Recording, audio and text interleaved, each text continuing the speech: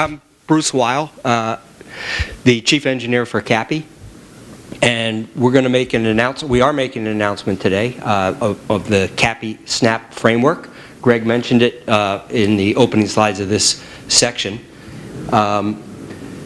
SNAP stands for the Storage, Network, and Analytics Programming Framework. The concept was initiated at Open Power Summit 6 months ago. So we've gone from a concept 6 months ago to a demo today and product release at the end of the year. And I brought a prop because there's really two stories here. JT remembers this prop.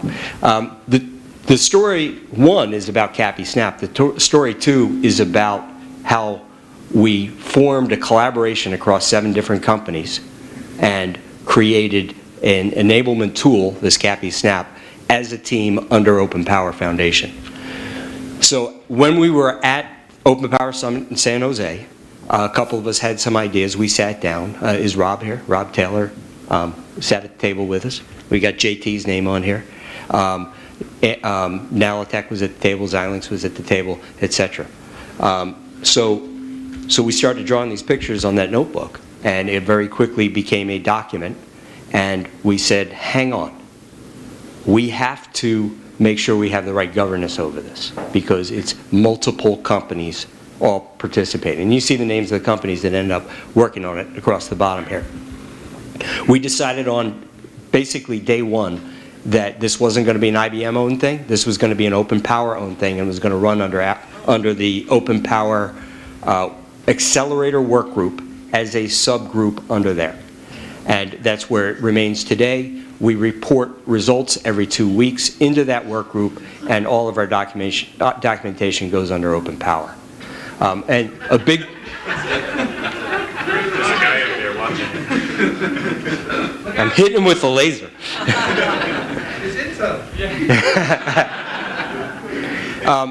One of the reasons, one of the driving forces is that we are making everything about this framework open.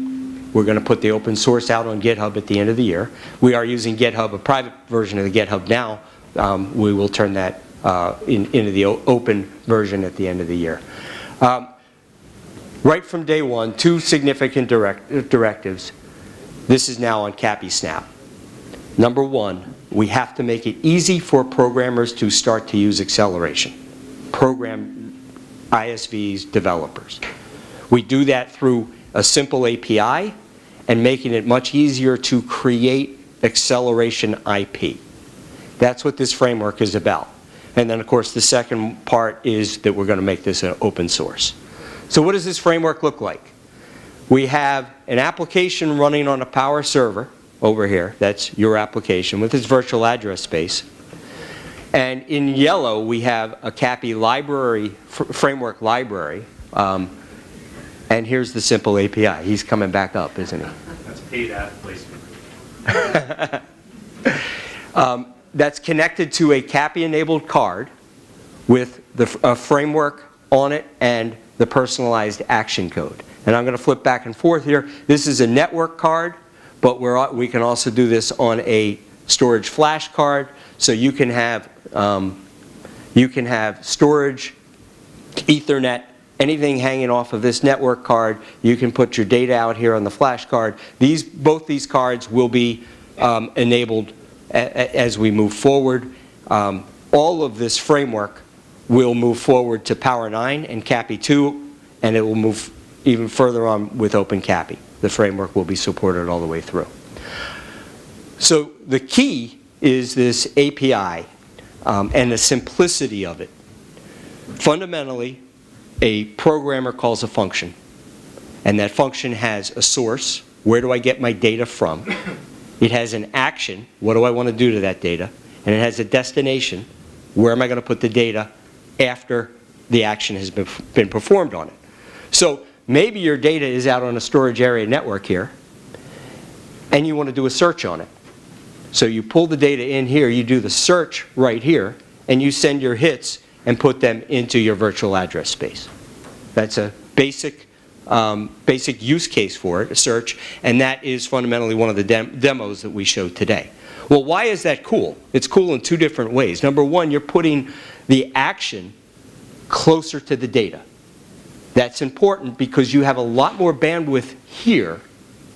On some of the cards, you can get multiple 100 gig Ethernet connectors here versus the 8 or 16 gig PCI connector here.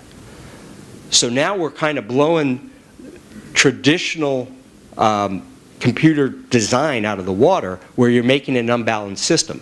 So if you have more data bandwidth here because you can do work here, you need less data bandwidth here. So you're moving your compute closer to the data in this case, and you're computing faster because it's on an accelerator. So you've got two different benefits that come out of that use case. Same kind of card, maybe you have Ethernet packets coming in. And you can do all kinds of work on that Ethernet packet. Maybe you're doing security, maybe you're doing some kind of checking on that. And a second demo that we will show today has Ethernet packets that we run statistics on here and put those statistics down into the virtual address space. So two different examples we'll show today, and either of those cards will have it. So the API is simple, source, action, destination, and then we get into the action code. Well, rather than doing this in RTL and VHDL or Verilog, we have enabled programming languages like C and the Go language to write this action code. So this is what it looked like for an API before CAPI SNAP. You had to interact with an install library code and the operating system and set up and create your make a connection to your AFU. Then you had to go over and open the AFU and start your process and then stop it. All kinds of low-level work, all in order to call a function on the accelerator. This is computer engineering work. But if you want to enable programmers, you've got to make a leap to this source, action, and destination.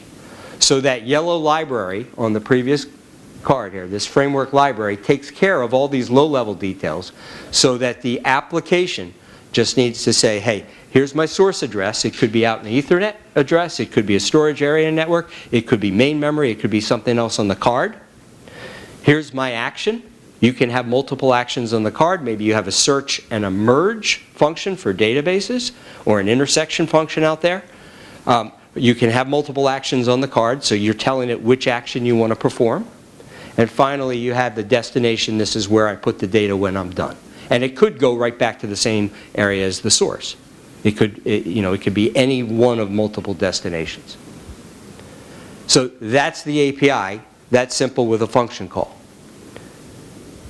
For the accelerator code, the other side of the equation, making this easy, this is what it looks like in our workbooks as we talk about, this happens to be a case where we're doing a bunch of different commands to fetch data, to pull data out of the system memory and get it over to the device. This is, again, written for computer engineers, not programmers.